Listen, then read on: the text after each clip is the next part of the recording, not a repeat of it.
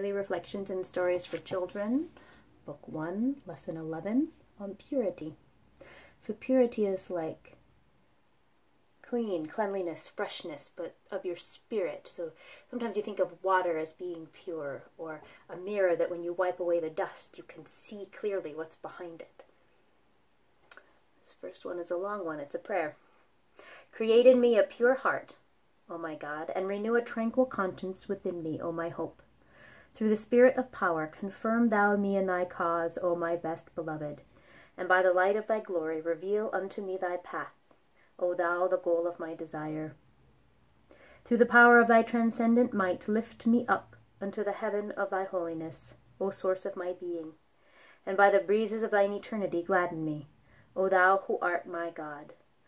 Let thine everlasting melodies breathe tranquillity on me, O my companion, and let the riches of thine ancient countenance deliver me from all except thee, O my Master.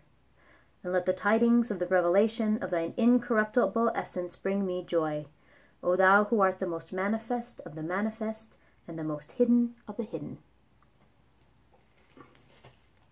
This is a story about Abdu'l-Baha titled The Empty Water Glass.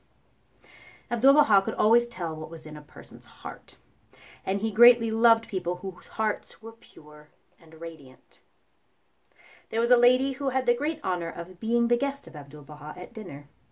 As she sat listening to his words of wisdom, she looked at a glass of water in front of her and thought, "Oh, if only Abdu'l-Baha would take my heart and empty it of every earthly desire, and then refill it with divine love and understanding, just as you would with this glass of water." This thought passed through her mind quickly, and she did not say anything about it, but soon something happened that made her realize Abdu'l-Baha had known what she was thinking. While he was in the middle of his talk, he paused to call a servant and said a few words to him in Persian. The servant quietly came to the lady's place at the table, took her glass, emptied it, and put it back in front of her.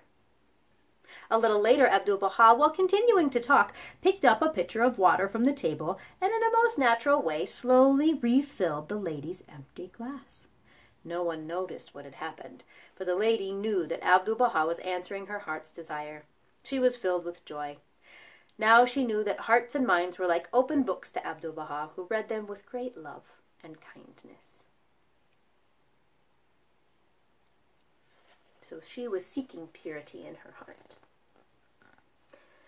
The second quote says, "O son of spirit, my first counsel is this: possess a pure, kindly, and radiant heart, that thine may be a sovereignty, ancient, imperishable, and everlasting." Story number 11 about purity.